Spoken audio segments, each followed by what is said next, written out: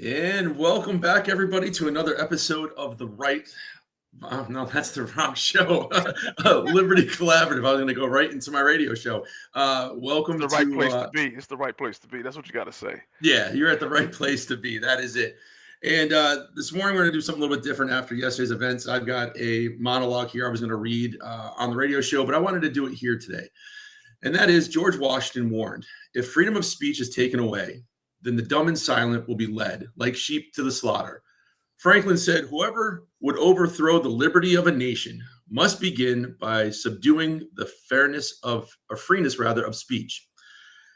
Charlie Kirk's assassination proves those warnings are no relics. They are reality. This wasn't just an attack on one man. It was an attack on the First Amendment and our right to speak without fear. Frederick Douglass said it plainly. Liberty is meaningless where the right to utter one's thoughts has ceased to exist. Yesterday, bullets tried to silence debate.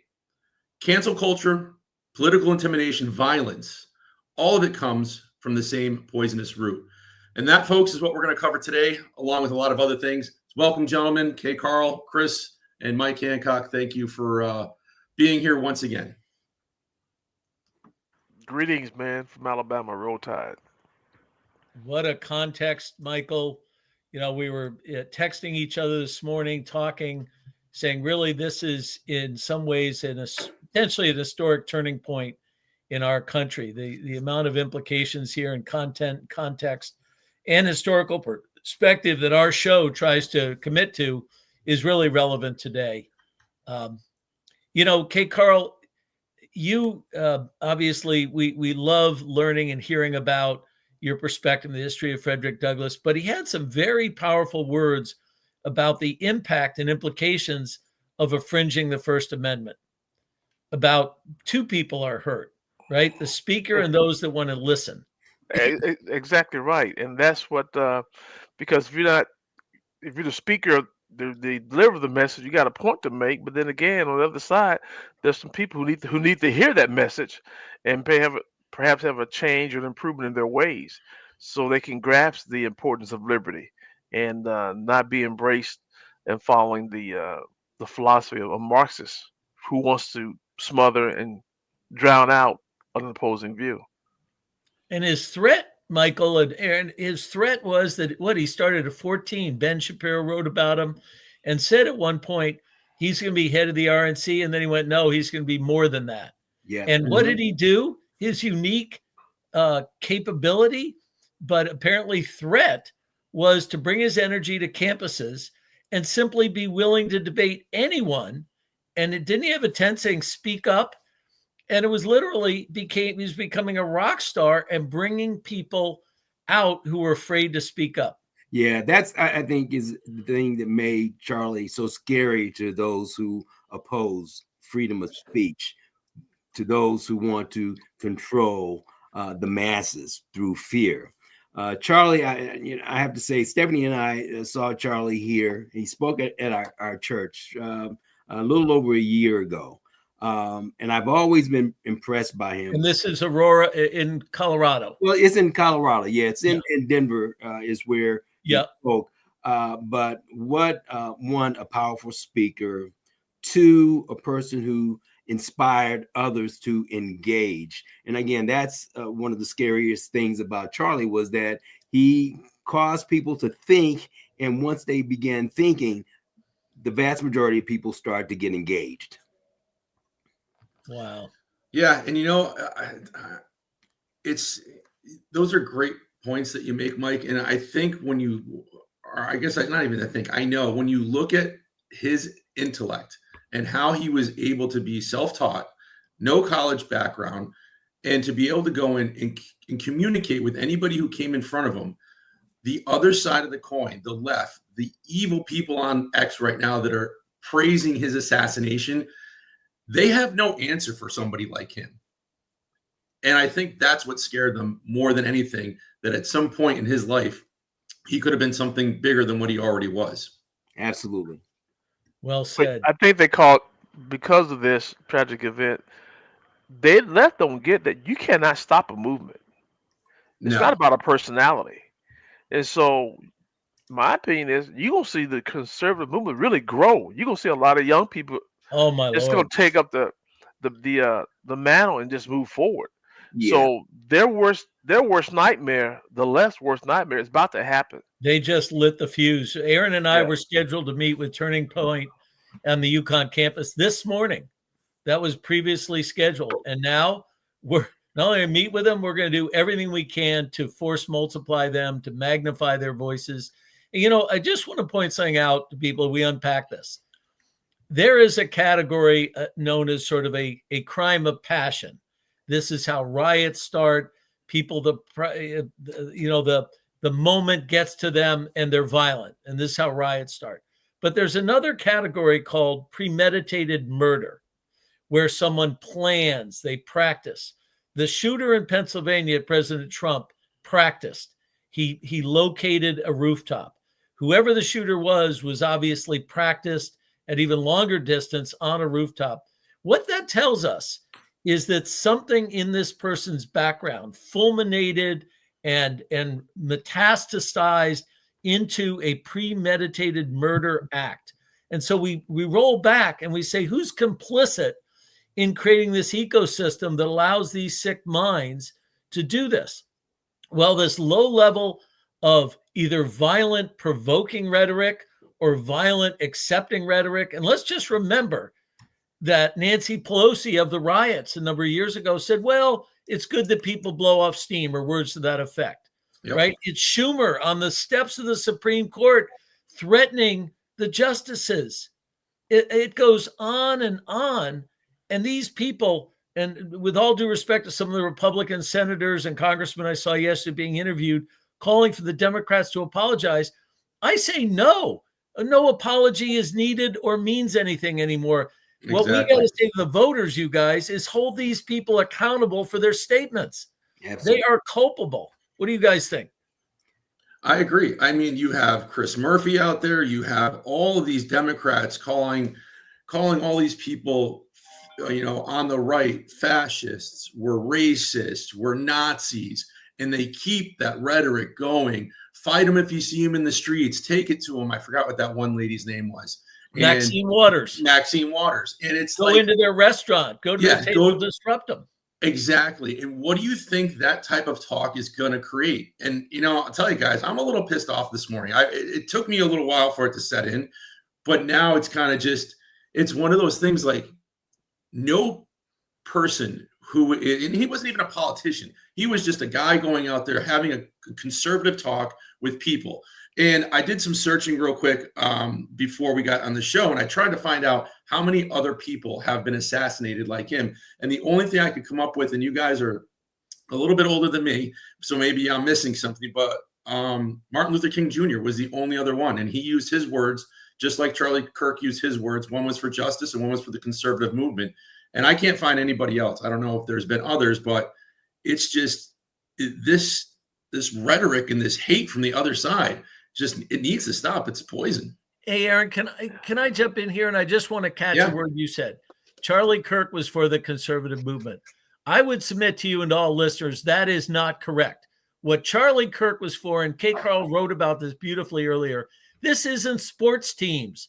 This isn't these guys versus the conservatives. What he was for, and the reason he was willing to debate, was he was for our values and our constitutions. The reason he could win his debates is when someone would say, well, you do this. He'd say, but you've got the right to do this. He was able to articulate how our society can conduct itself. And that's why it was such a threat. This wasn't a Buchanan or a Wallace or some sort of fringe political group. This was a guy having a dialogue. He started at 14. Absolutely. Mm-hmm. And think about it. He was having impact. He was, for lack of a better expression, he was growing young people to embrace liberty. He was growing that movement in terms of young kids who've been indoctrinated into Marxism, now understood the value of liberty by listening to the podcast and some of the speeches of Charlie Kirk. He was making a huge impact. But the left cannot stand that kind of truth. Read, guys, Free Press. I give a shout out to Barry and the folks. Just amazing writing. There's an article today in the Free Press Substack about kids that Charlie Kirk met and touched their lives. And we're talking kids 14 years old, male, female, every race, who said, I was afraid to speak up. Then I met Charlie, who started at 14. Ben Shapiro wrote about him, this kid at 14. And he was always positive. He was always smiling. And we've long said there's no place for personality politics. Right. And what they are doing is they're making they are attacking people. Yeah, you know, one of the beautiful things about Charlie is exactly what you just said, Chris, is that there didn't appear to be a mean bone in his body. Every conversation that he had where he challenged people to think about what they're saying, where he was debating them on issues of liberty and such, he always treated those people with respect. Always treated those people with respect. Now you see on some of the channels, the mainstream media channels, where you have actual commentators calling him a person that stirred up violence and all that sort of stuff. Just lies. It's crazy. Yep. So, at the risk of or entertainment value of getting this little edgy, we need to hold someone accountable. This idea of things happening and mistakes were made, a learning moment. No. There's got to be accountability. Kay Carl and I were talking earlier that if there's no accountability in laws, then it's not just pursuit of happiness, but we have no environment of safety anymore. Right. And there are people culpable in that. Yeah. And so, Kay Carl, you and I talked about when the Alabama authorities intimidated the black students, the sheriffs wouldn't protect them, the state police wouldn't protect them, the school wouldn't protect them. They sent in the damn army. The federal government sent in the army and said, you are not going to intimidate people from exercising their pursuit of happiness, in this case, the ability to go to school. Yeah. And I was thinking too last night, Chris, to tie in what you mentioned. I think I'm more of a problem solver. I like to. My dad was a scientist. He taught me how to apply the scientific method to my life, be a problem solver. So I sat down last night. How are we going to solve this problem with this, like, violence? America is drowning in violence. Mm-hmm. So how are we going to solve this problem? My immediate reaction was, because I got kind of pissed off last night when the news line hit my phone. I said, we need to bring back public executions. That's what, I said, we need to stop this mess. Now I kind of calmed down a little bit. I said, wait a minute. Here's the problem. We need these obvious killers, when we have videotape, eyewitness, people who see the crime, we see the killer's face. We need to stop letting killers having appeal after appeal after appeal when we know by camera, DNA, that they're guilty. It should be one trial, get the verdict, immediate death. 12 times this guy's been arrested in Charlotte. And let as an example. You brought that up. And so if we have seated, so think about 18 times, I believe it was. 18. Yeah, it was 18. So we are basically have ceded the public space to the criminal element. We've given up. Can't enforce it. And when someone does in a subway in New York City and chokes out a very similar mugger, they use the mugger's race to prosecute the guy.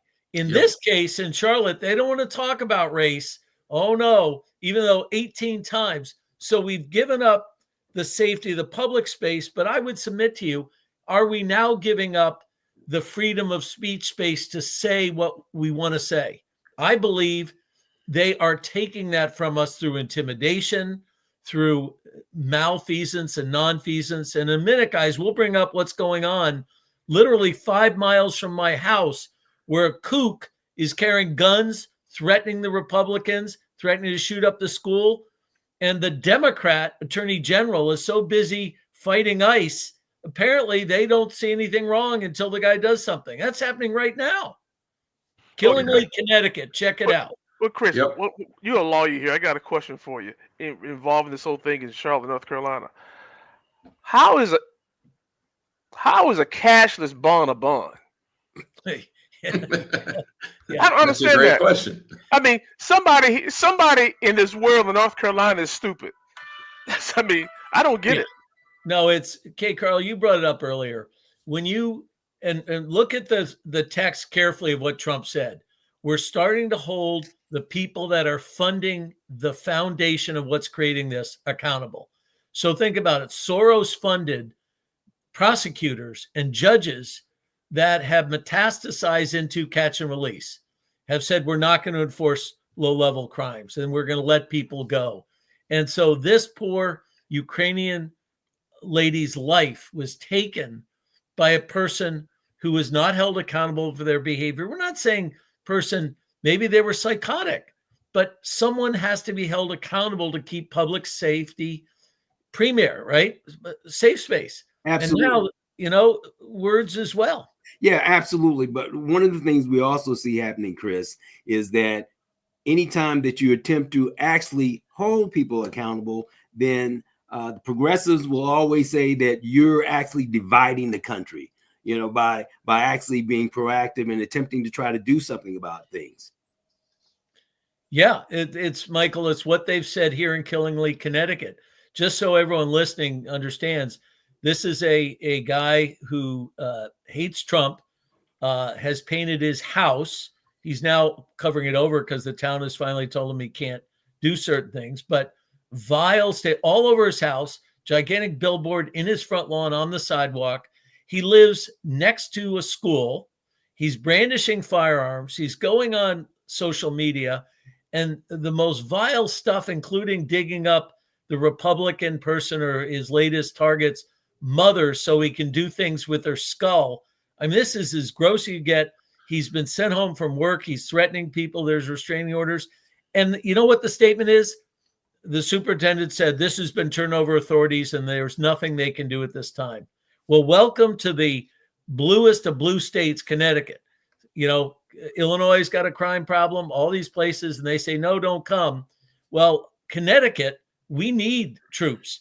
If Tong and the state police, who are good people, but the attorney general says, nope, we're not going to do anything. The guy happens to be a Democrat and doesn't like Trump, so be it. But when you're threatening the school and people and brandishing weapons, you know, Aaron, you and I were talking, that is a threat. And apparently people say there's nothing can be done. And you know, Chris, I was talking to somebody over there today that's kind of watching this unfold and taking some videography. And we had the conversation that it's interesting how this man can say all these things, but when a student writes something on social media or somebody calls in a bomb threat, all of a sudden the schools are shut down, everybody goes home. But yet you have somebody that's been talking about actually going in and shooting up the school, brandishing weapons, and they don't shut it down. Oh, it will just reroute the buses. Within a block of the school, you guys. So this is a guy whose billboard said, hey, kids, come to my house and I'll find you parents other than your Trump deranged parents. And so this is right next to the school. Is this guy on the video saying this? Oh, yes. Social media posts. On Facebook. But you know, if he says something like that, and the FBI will come to your house and check you out. No, they are not here. Not in Connecticut. Nope. No. And Michael, it gets worse. So listen what Aaron just said. The response of the school to him. So the school comes out a driveway and the buses go right to the main road. His house is right along the way. He was standing at the end of his driveway, right next to the sidewalk, with a firearm on his side, glaring at the kids in the bus. And there are pictures on social media of the kids taking a picture of him glaring at the bus, right? Alongside saying he'll shoot up the school, glaring at the bus. Guess what the superintendent's solution is? Turn the buses the other way. So instead of going right, they go left. And the kids are stuck on the bus longer. And then they assure parents, okay, we've got an armed security officer at the end of the driveway. Come on, man. Law enforcement didn't engage? No, nothing. But what are y'all going to do? Y'all going to post this on social media, let the world know what's going on? Well, Jackie was on the phone. We're doing that. The other thing I recommended, Aaron, to that mother who kept her kid home is have the mother sign a petition. I know she was going to ask you about change.org.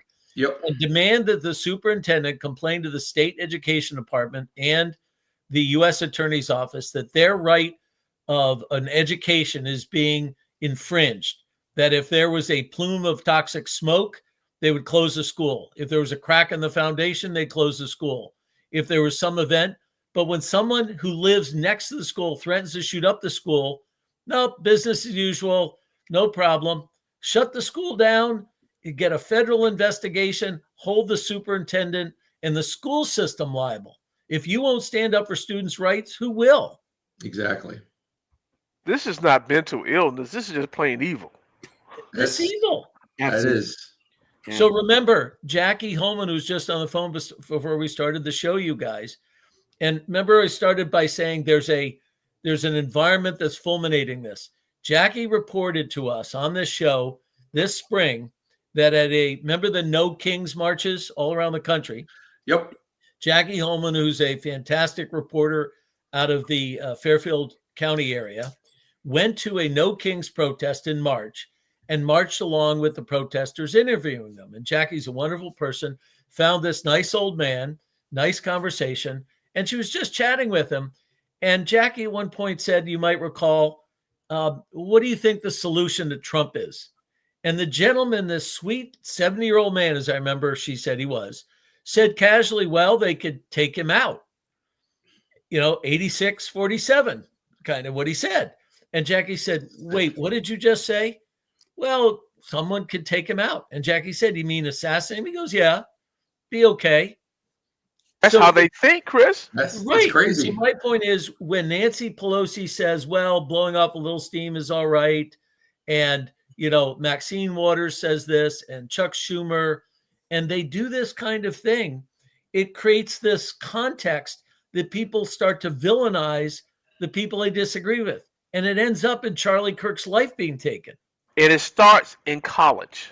Yeah. If not earlier in high school. That's when these kids now, these conservative parents raising their child, their son, to be a conservative all these years. When they go to college, they come back now as little Marxists. Yeah. And call the parents and grandparents racist. So, Carl and Michael, point. to give you the context of where Aaron and I live, again, Connecticut is one of the most blue states, completely dominated at the federal and state level, all Democrats.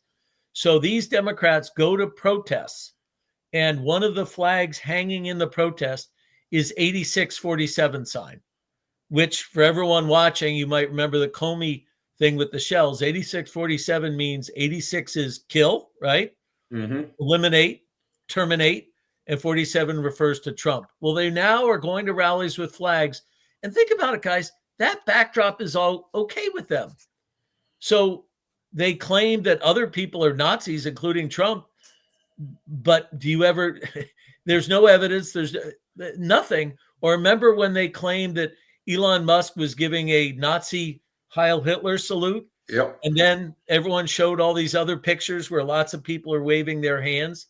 So while they're villainizing the people they disagree with, these politicians in Hartford, Connecticut are going to rallies where banners say 86-47. That's how this rises up to this level of violence, I would submit to you. Yeah, and look at the BLM riots, the Chad zone, the George Floyd. People were burning down cities. I haven't heard anything yet of any Republicans going out there burning down cities, knocking over statues. It amazes me how they portray the right, just for an overall arching for discussion. The right are these white Christian national neo-Nazis that bring nothing but hate. However, we're not the ones in the street burning down stuff. We're not flipping over cop cars. We're not looting and rioting. And one of the major figures of the Republican Party just was assassinated. And like we were talking yesterday, Chris, I'm worried because I have stuff on social media and friends that are veterans, and they're starting to paint their Facebook pages with a black background and white letters of war. Enough's enough. And I'm afraid some of this hopefully doesn't spill out into the street, but we're not the ones doing that. And the other side is, but yet somehow we're still demonized as the bad people. It's absolutely amazing how they try to spin things. No. They don't try to do it. They are doing it. They've been doing it for years. And sadly, they're very effective with it because why? Our response has been as liberty-minded people has been very terrible, very weak. We're terrible at messaging. And so when you have a weak response or no response, guess what? our country goes to hell in the handbasket because we're the only dog in the fight. That's it. So, guys, in some of the speeches I've given, one of the ways I started some of them was I would look at the crowd and I would say, are you part of that thing called the silent majority? How's it feel to be the silent majority? But at the same time, aren't you the people that are a threat to democracy? And everyone would laugh. And I said, well, you can't be silent anymore. Opinions don't change the world. Actions do. And if we're going to take Charlie Kirk's life and what he stood for at 14 years old, didn't go to college, right? He's doing this. Then it's to take action. The silent majority, K. Carl, can no longer be silent. Silent. Absolutely, Chris. Well put. You know, a little too centric Connecticut. I'm sorry, K. Carl and Michael. Just in reading, preparing for the speech Aaron and I are going to be giving around the state called The Hard Road to Unity, found out some interesting facts. In the Revolution, the western side of Connecticut, think of Connecticut split but with the Connecticut River in the middle. The western side never came out against the Stamp Act. They did a ton of trading with Britain, and they just stayed quiet. Eastern Connecticut was where Israel Putnam came from. You know, all these people, Trumbull, they were the leaders of Connecticut. They said, no, we will speak up. You come to the Civil War. I didn't know this, Aaron. The Democratic gubernatorial candidate was a Democrat lawyer out of Hartford, and their party platform was to allow the South to cede, or they could join, but slavery was okay, south of Mason-Dixie line. Peace at all costs, Democrats. And obviously that didn't work out well. Connecticut provided a ton of arms to the Union Army. One of our governors provided was one of Washington, well, generations was a Washington intelligence thing, but our leaders have always stood up for principle in Connecticut. Now we're completely, Aaron, that history is gone. It is. We're taken over by not only just Democrats. It's okay to disagree on policy, but people literally today, we spent $1.3 billion on illegal immigrants last year in this state. And we are leading the pack on fighting ICE. But you know what Connecticut does? Oh no, we don't have any sanctuary cities. So they're playing footsie with the way they write their laws, but they don't want to cooperate state, local at all with ICE or the federal. Yeah, town I'm in, Mansfield. They come right out and say they're a sanctuary town. Wyndham, I think too. Also, there's a bunch of them, but yet they'll tell the federal government, "Oh no, you just misunderstood." And we'll see what happens when a little town like Killingly and the mothers of little kids, like our friend who lives there, is threatened, and the state will not do anything. This little Connecticut could become a tipping point with what's happened. People are tired of not having law enforcement hold people accountable. And if a law enforcement, K. Carl, like the Old South, is bifurcated based on political views, like you won't protect me here because of my party, and I've got to wait for the federal government to protect me, something's wrong. Well, the people in Connecticut need to pay attention to what's been happening in Europe and some of these European countries where they're fed up with these lawlessness, letting these people come to their country, breaking laws. People now who are citizens don't feel safe. Sort of like what's in the United States right now. Yep. And that's what's going on. I get back to my original point. We have a problem that our current judicial system does not protect us. It protects the criminal. Give them all these daggone appeals. Yeah. And part of that is because of the fact that the progressives have invaded judgeships and district attorneys and things like that. So we, in essence, are electing people into places that then allow the criminals to invade our lives and make us unsecure. And the Bible says, when you elect ungodly people, the people mourn. Yeah. Oh my God. Yep. For sure. And look at all those George Soros DAs and judges and stuff that he's put in. We need to, like Chris said, we need to stop being the silent majority. We need to start being more vocal and holding these people accountable. And real quick, I just want to say thank you for everybody who's watching online here live. If you have a comment, please leave us a comment and we'll get you in as part of the show here. So we've got people on X and on YouTube. So thank you for spending your Thursday morning with us. I'm glad you said that, Aaron, because you just said that people got to become more vocal. You got to speak up.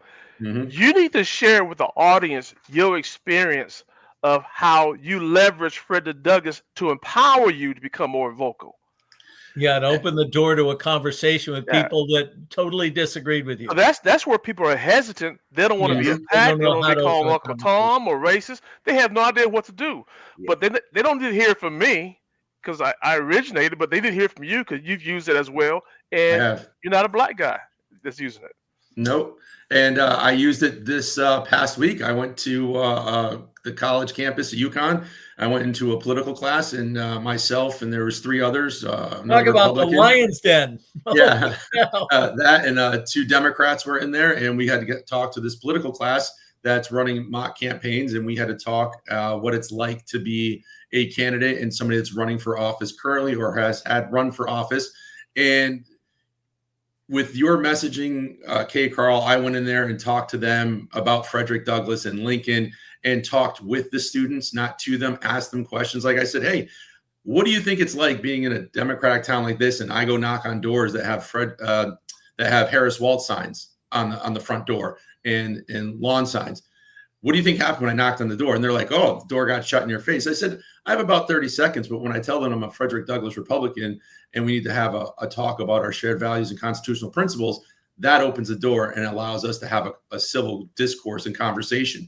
And the students were taking down notes, and the professor got back to me and said, you had a very energetic talk. The students actually loved it. They had a lot of questions afterwards.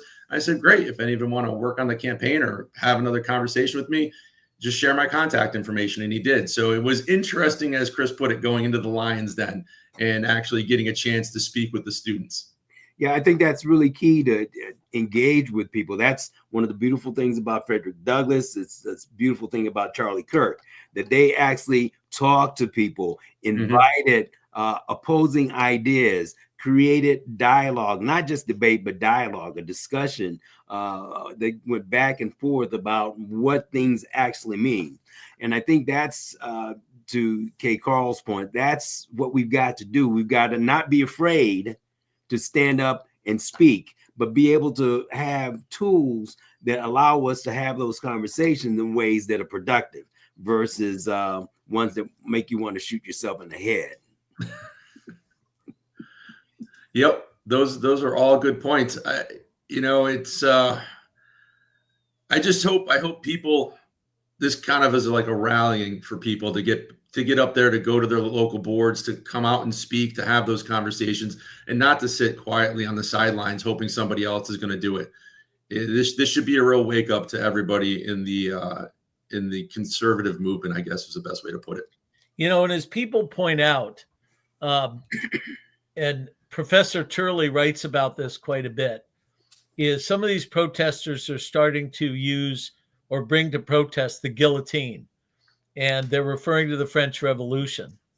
And what Turley points out is the very revolutionaries in the French Revolution turned on themselves and started chopping off the heads of everybody they disagreed with. So first it was the intellects and the elite class, and then a different faction took on those. And as we know, the French Revolution in history is one of the most bloody, most violent political unrest, fragments, whereas the U.S., our revolution, was against a government that would not give us representation, and we wanted to be free and have our own representation, entirely different, and based on a Declaration of Independence that gave people liberty, not take it away. And so this idea, you guys, that the left is protesting now, again, with symbols of violence, where we've got to call that out and say, sorry, that's not acceptable. That is now complicit with violence and murder. So everyone who's doing that is complicit in what happened with Charlie Kirk, in my opinion. Absolutely. Yep. That's really well put, Chris. And again, thank you for all those who are online watching. And if you want to leave a comment, you can. I am checking my X account while we're here. YouTube will pop right up so we can get those comments on the screen and answer them and be a part of the conversation. Because, Chris, last night when we were with the state leadership of the GOP at that meeting last night in a room full of probably, what would you say, 60 to 80 Republicans, maybe something like that. Leaders from all over the state. Leaders from all over the state, all different types of conservative organizations were there.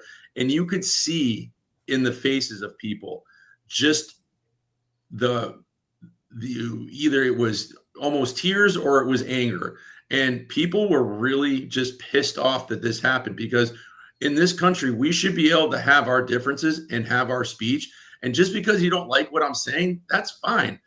I have that right. You have that right not to listen. And hopefully this is that rallying cry where the leadership here in the state really starts getting more vocal, starts pushing back against the Democrats.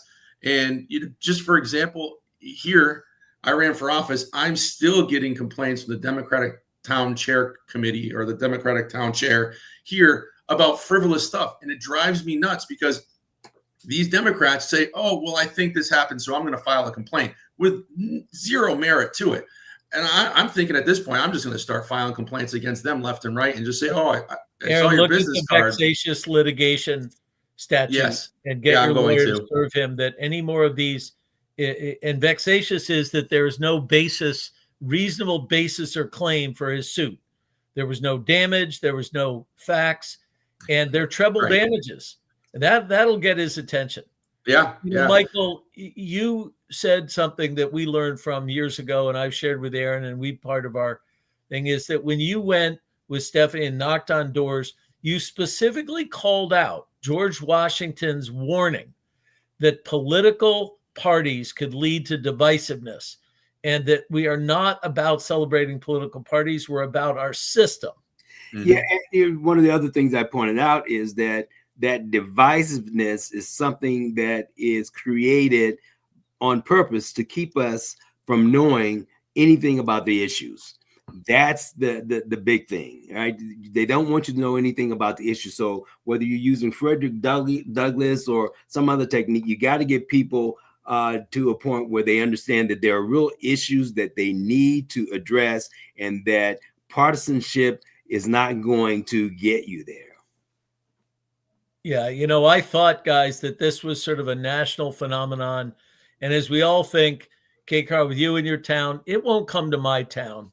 Well, Aaron, as you know, in my little town, we have a population of about 4,300 people. Connecticut's 169 little towns. And in our town, the party that I lead has a campaign called the People's Confront, engagement, transparency. And we're citing specific issues that we want to improve and change in the town. The Democrats' response is attack me. And I'm not even running. That I lied, and a guy signs it as selectman. It happens to be legally actionable libel, right? Another guy makes statements as slander. But their answer is to literally attack me or our candidate for Board of Ed. So I'm realizing this is their playbook from a tiny town like ours all the way up to national, is to attack the people, attack the individuals. Don't respond to their ideas because, K. Carl, Michael, they can't.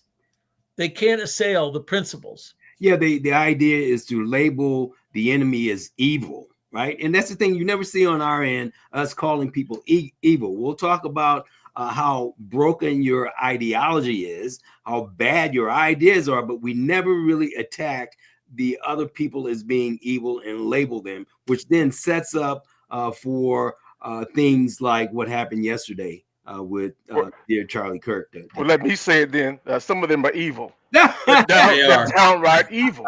Yeah. Yeah. Look, they don't like God, but they try to be God. Yeah. Mm-hmm. Yeah. That's part of their reprobate mind. Yeah. Well, and guys, a shout out to Charlie Kirk. God bless him and his family. But Aaron, as you know, when we started this, one of the things we said is we're going to be relentlessly positive. Mm-hmm. And I didn't know much about Charlie Kirk then, a lot more now. But one of the things that everyone talks about is his smile, his positivity. Yeah. And we have to remember that as the gigantic, remember guys, the biggest voting bloc in the United States, and certainly in our state, is unaffiliated voters, is people who watch this, and they don't like it. They hate the divisiveness. And if we let these people continue to light themselves on fire, people are going to get it. So if we respond with love, we don't become negative, we don't attack them. But okay, Carl, to your point, Michael, I'm sorry, we have to start to call them out. Make sure everyone sees what they're saying and is importantly what they're not saying. So you're not addressing the facts or the policy, but you're attacking the person. We got to call them out on that. Well, they attack the person and they avoid addressing the real issues.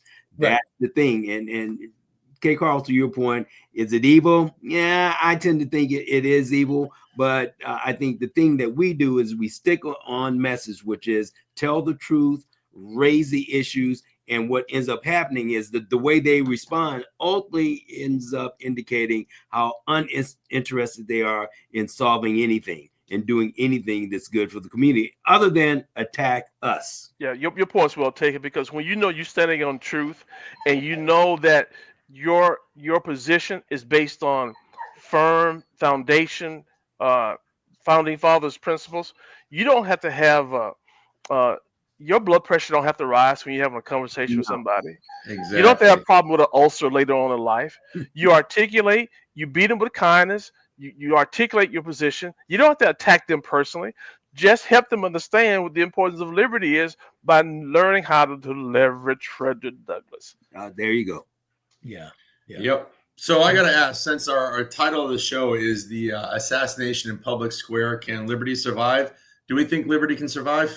Oh, liberty will survive as long as there are people like the four of us, like Charlie Kirk, like all those thousands of kids that he's inspired to engage. I think there's a raging fire waiting to rage even more.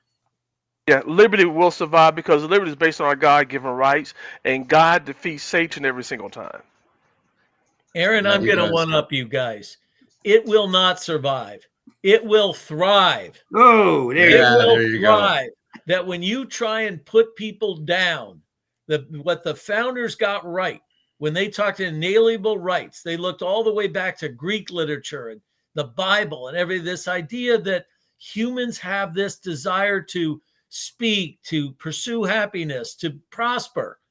And what our message is to give people those liberty and freedoms. That's what Frederick Douglass, when he learned that keeping him dumb and stupid and not be able to read was enslaving him, and the slave owners found out that he was learning.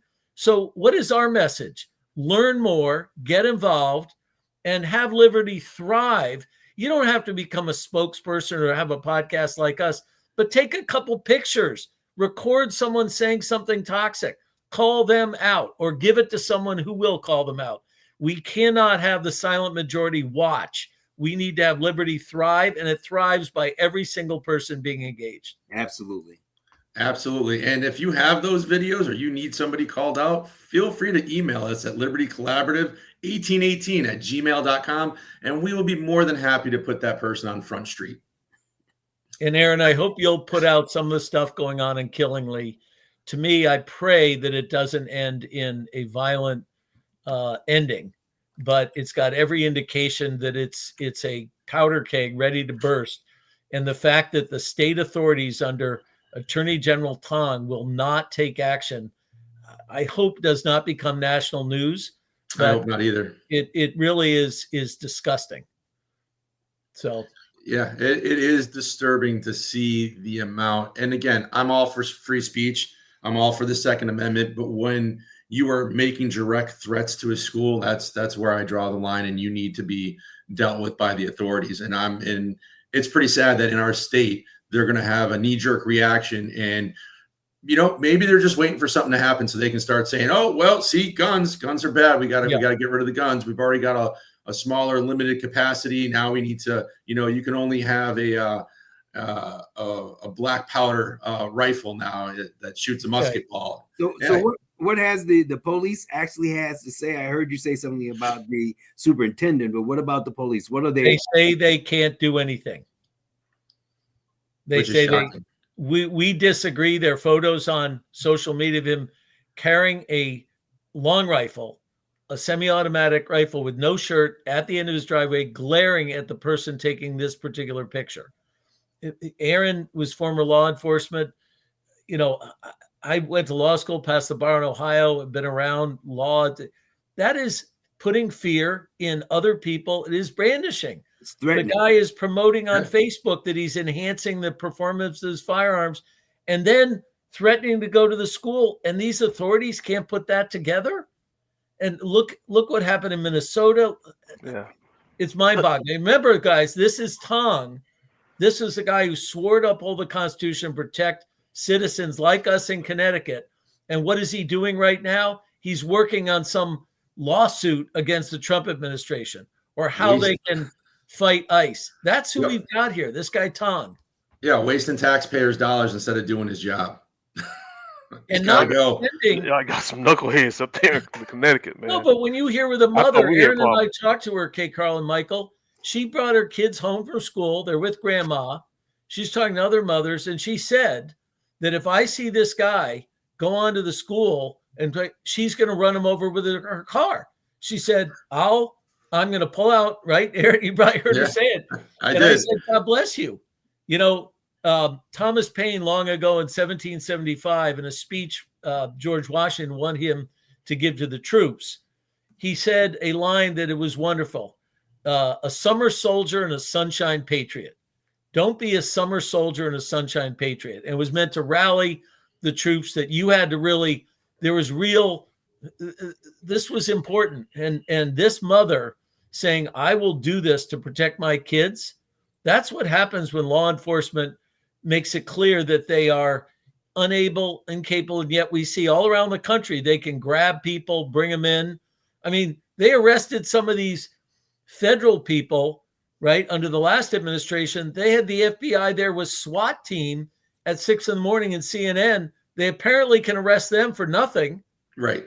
Right. But you can't arrest a guy who's going on social media, who's got restraining orders. His work sent him home because they feel threatened. What are you waiting for? I'm surprised that they haven't arrested the mom for making the threat to run over the guy. Yeah.